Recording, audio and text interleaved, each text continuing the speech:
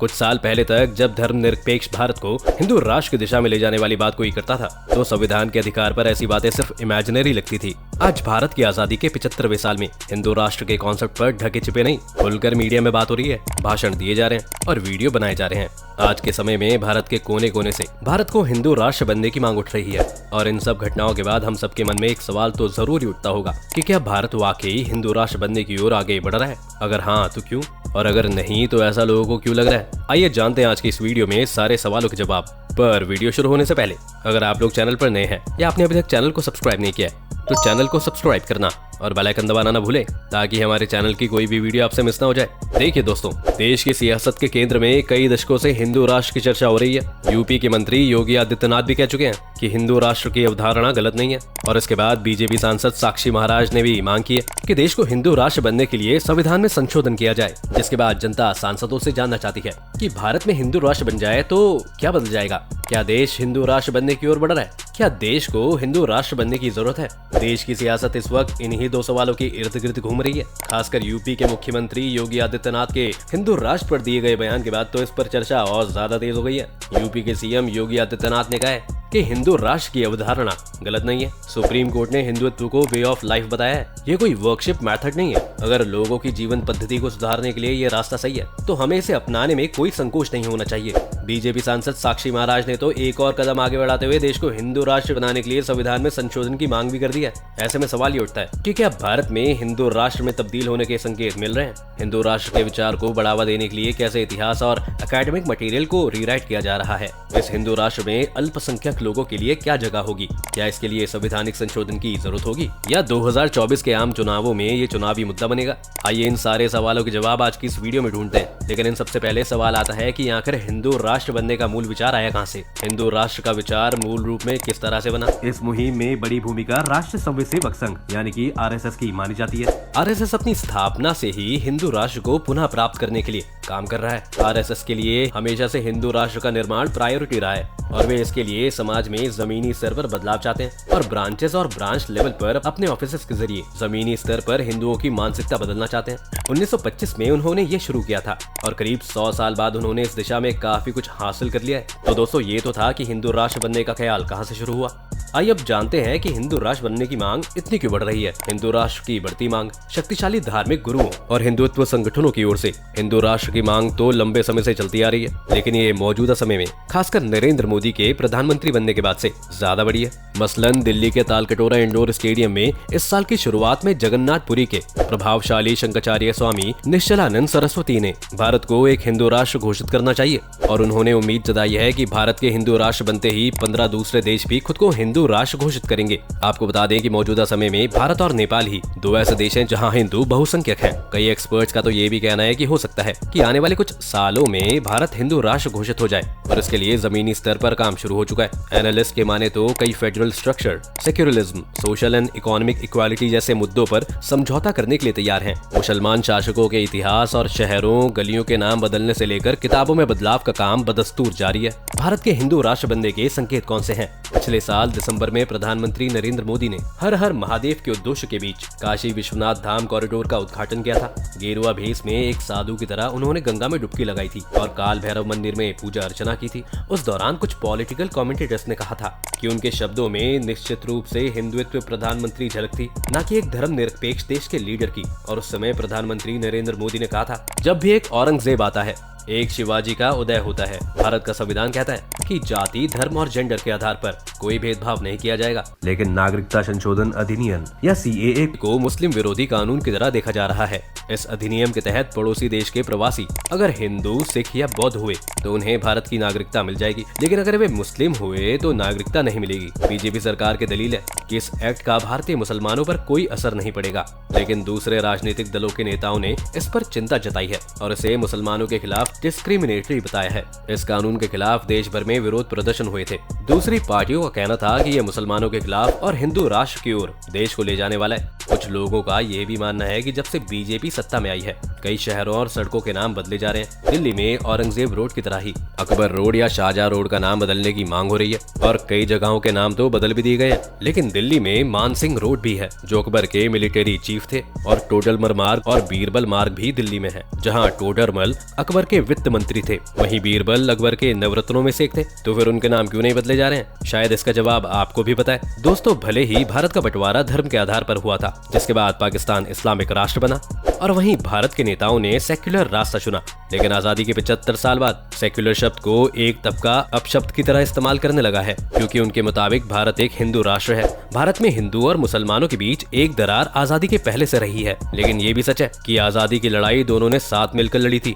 इस दरार की वजह से ही समय समय पर दंगों की शक्ल में दोनों समुदायों के बीच टकराव भी होते रहे हैं, लेकिन दोनों समुदायों के बीच दरार पहले से ज्यादा गहरी होती दिख रही है, जिसके पीछे रोज रोज उछलने वाले ऐसे मुद्दे हैं जिनका सीधा संबंध देश के मुसलमानों से है।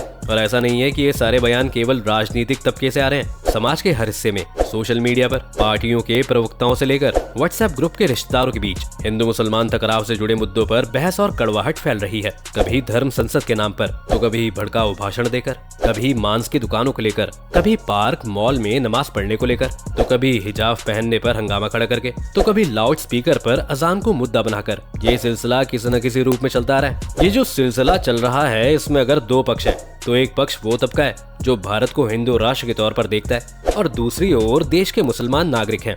यूपी चुनाव से पहले मुख्यमंत्री योगी आदित्यनाथ के उस बयान को याद करिए, जिसमें उन्होंने 80% बनाम 20% की लड़ाई की बात कही थी। हालांकि उन्होंने बाद में सफाई दी थी कि 80 और 20 से उनका मतलब हिंदू और मुसलमान से नहीं था, बल्कि देशभक्त और देश विरोधी ताकतों की ओर इशारा था। आइए अब आते हैं उस जरूरी सवाल पर, जिसका जवाब आप जरूर ढूंढ रहे होंगे।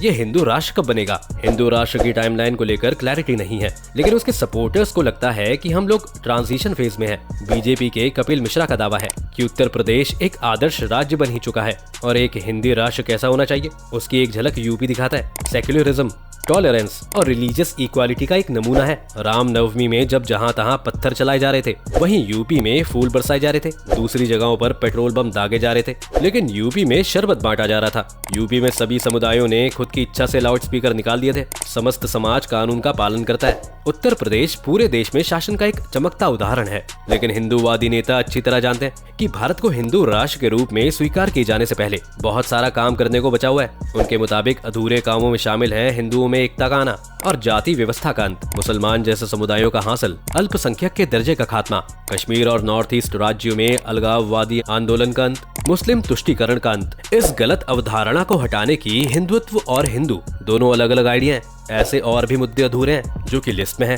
कुछ हिंदू राष्ट्र के सपोर्टर्स का कहना है कि हिंदू राष्ट्र में कोई अल्पसंख्यक या बहुसंख्यक नहीं होगा। धर्म निरपेक्षता की आड़ में आज देश को तोड़ने की साजिशें चल रही हैं। खालिस्तान की मांग हो रही है। भारत को हिंदू राष्ट्र बनने से पहले ये सब खत्म होना चाहिए। ये एक प्रोसेस है जो रातों रात नहीं हो सकता। गोवा में हुए अखिल भारतीय हिंदू राष्ट्र कन्वेंशन के हिंदू संगठन हिंदू जन जागृति समिति ने कहा है कि साल 2025 तक हिंदू राष्ट्र की स्थापना हो जाएगी। पुरी के शंकराचार्य स्वामी निष्ठानंद सरस्वती ने पिछले साल भविष्यवाणी की थी कि भारत 3.5 साल में हिंदू राष्ट्र बन सकता है, और भी पुख्ता टाइमलाइन सनातन संस्थान की ओर से आई है, जिसने अपनी वेबसाइट में दावा किया है कि एक साधु ने 2023 से 2025 के बीच भारत के हिंदू राष्ट्र बनने की भविष्यवाणी की है। प्रोफेसर पुरुषोत्तम अग्रवाल के मुताबिक यह कहना मुश्किल है कि 2023 से 25 के बीच भारत को हिंदू राष्ट्र घोषित कर दिया जाएगा, लेकिन वो कहते हैं कि वो वक्त भी दूर नहीं है। इस देश में विपक्ष और लिबरल फोर्सेस जिस तरह का बिहेवियर दिखा दी आ रही हैं, मुझे हैरानी होगी कि 2025 के फौरन बाद ऐसा हो जाए। कुछ हिंदूवादी नेताओं की मांग है कि भारत को इमीडिएट इफेक्ट से हिंदू राष्ट्र घोषित कर दिया जाए,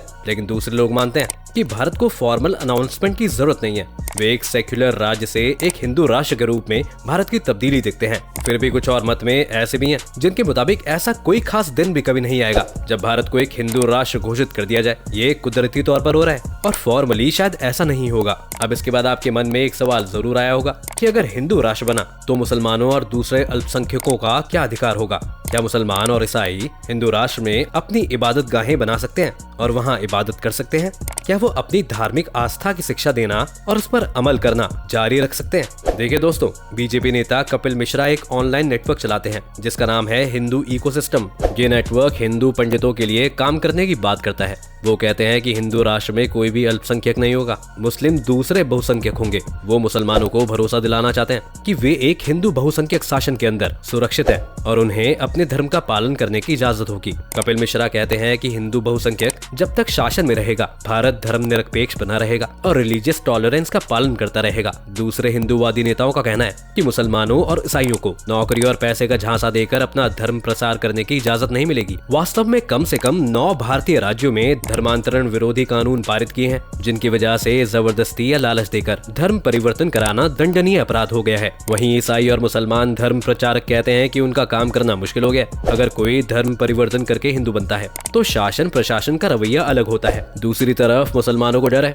कि हिंदू बहुसंख्यक शासन में उन्हें एक खांचे में डालकर अलग थलग कर दिया जाएगा और उनके साथ दूसरे दर्जे के नागरिकों की तरह सलूक किया जाएगा। वे पहले से महसूस करते हैं कि वे राजनीतिक अलगाव झेल रहे हैं। उनका डर हिंदूवादी नेताओं के जब तब आने वाले बयानों से पैदा होता है, जैसे कि तेज तर्रार बीजेपी नेता और आरएसएस के एक्टिव मेंबर विनय कटियार ने एक बार कहा था, मुसलमानों को भारत में नहीं रहना चाहिए। धर्म के आधार पर उन्होंने देश का विभाजन किया था, तो वे यहाँ क्यों हैं? उन्हें उनका हिस्सा दिया जा चुका है। वे बांग्लादेश चले जाएं या पाकिस्तान, उन्हें भारत में रहने का कोई हक नहीं। लेकिन प्रधानमंत्री ने हमेशा सबका साथ सबका विकास का नारा दिया है। मोदी सरकार की अनगिनत स्कीमों से मुसलमानों के साथ साथ सभी समुदायों का फायदा होता रहा है। इन सरकारी योजनाओं में कोई भेदभाव नहीं है। कपिल मिश्रा इस नजरिए को खारिज करते हैं कि संघ परिवार एक हिंदू बहुसंख्यक शासन लाने पर आमदा है। उनका दावा है कि हिंदू बहुसंख्यक हिंदू समाज भारत में सबसे ज्यादा टॉलरेंट और सेक्युलर है। पाकिस्तान, बांग्लादेश और अफगानिस्तान को देखिए, वहाँ हिंदू बहुसंख्यक नहीं है, इसलिए वे टॉलरेंट और सेक्युलर नहीं है।